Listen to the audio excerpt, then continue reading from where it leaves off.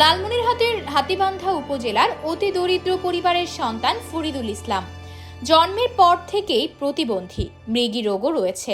তার বাবা শহীবুর রহমান অন্যত্র বিয়ে করে ঘর সংসার করে, কিন্তু এদের কোনো খোঁজ খবর রাখে না। এতদিন নানি আলীজন চাতালের শ্রমিক হিসেবে কাজকর্ম করে এদের খাওয়াতেন। 50 দিন আগে নারী মারা যাওয়ায় আরো বিপাকে পড়েছে অসহায় প্রতিবন্ধী পরিবারটি।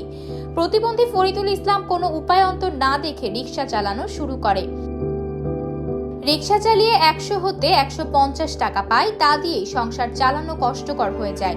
তার উপর আবার মায়ের চিকিৎসা করাতে হয়, কিন্তু প্রতিবন্ধী হওয়ার ভয় কেউ সহজেই তার রিকশায় চড়তে চায় না। বাইপাস সড়কের যাত্রীরা কোনো ধরনের যানবাহন না পেলে তার রিকশায় চড়ে যাতায়াত করেন।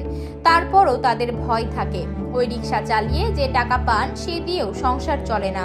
আমি তো প্রতিবন্ধী, আমার মাও প্রতিবন্ধী, আমার বউ প্রতিবন্ধী, আমার সংসার ধরে খুব টানা আছে। আমি প্রতিবন্ধী, আমার গায়ে কেউ চড়ি চায় না।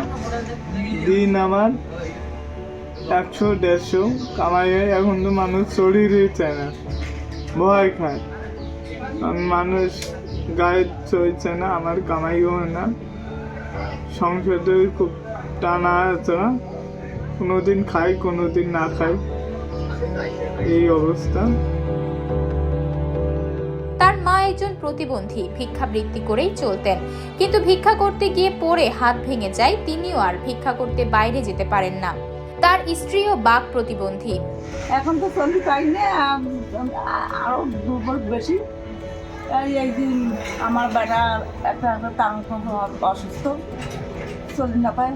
আমার বেটার গাড়ি চলতে চায় না।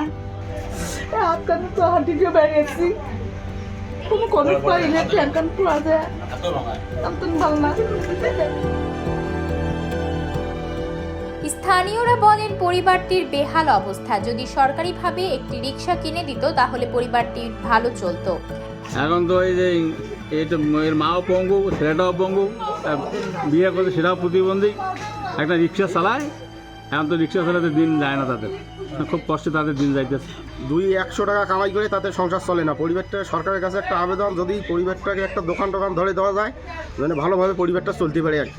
এখন তার পরিবারটা চালা কীভাবেই মানে তার অসম্ভব হয়েছে। একটু যদি কেউ যদি দয়া করে একটু যদি তার দোকান ধরে দিত, তাহলে কীভাবেই তার মানে পরিবারটা একটু চলতো। এই পরিবেশটা খুব অসহায়। এখন এদেরকে মনে করো যতটুকু সরকার পায় যদি সহযোগিতা করতো, তাহলে মনে করো রিক্সা মাছ চলতো। এখন তো সে কর্ম করে খাইবে, সেও কোনো উপায় নেই। একটা রিক্সা আছে, সেও তো মিনিটে যাইতেই পারে না। ইতোমধ্যে ওই প্রতিবন্ধী ব্যক্তি প্রতিবন্ধী কার্ড গ্রহণ করেছে। তার জন্য সমাজসেবা অধিদপ্তরের সুযোগ সুবিধা দিতে চেষ্টা করবে বলে জানায় স্থানীয়রা।